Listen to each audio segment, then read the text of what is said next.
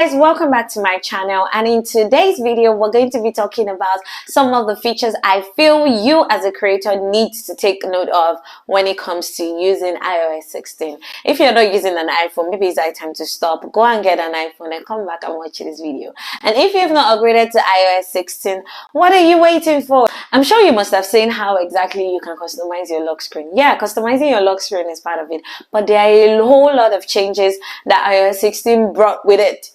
And I'm going to show you the ones that relate to creators. So let's go right into the video, shall we? So the first one is duplicate. You want to come to your album, scroll down, and you will see duplicate. Well, not imports, duplicate. And with duplicate, you can now select and click on select all, so that for normally content creators we always have duplicate pictures. So click on merge and it's going to select automatically select the high quality pictures, and then you have no more duplicates. Another feature I think you would love is once you click on any picture in your gallery, you can click on copy, and if you come to Instagram, it's going to allow you to paste, and you to click on allow paste, and you can click on it and move it around and just create a wonderful story with it. And if you're somebody that loves editing pictures, let's say you edit your pictures in the app, like maybe you use your pictures, you use filters and everything.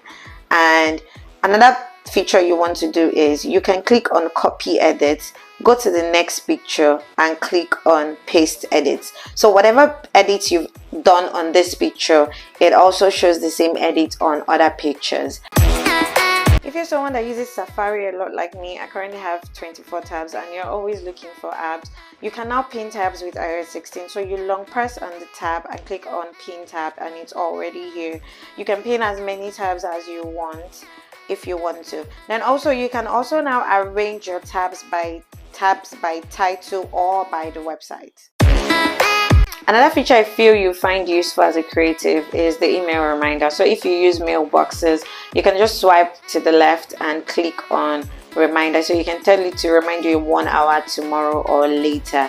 If you want it to remind you later, you can also set a custom time and you'll be able to just click done when you're done and your reminder is set. So here's how you can do the emoji customization with iOS 16. You want to unlock your phone first of all. I've unlocked mine, then long press on it, and then I'm going to click on add new. So you have the emoji option here.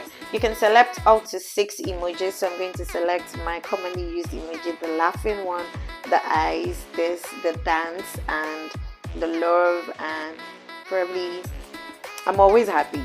Then once you're done, you can now choose the different types. You have it in small grid, medium, you have it in large grid, you also have it in rings, which I think looks cool, and then you also have it in spiral. So if you want, you can set any of this and also click on edit. You can edit it if you want to, if you don't want this. And also you can also change the background color, which I think I really love. And if you're somebody that likes creating their own form of backgrounds, you would definitely love this customization feature.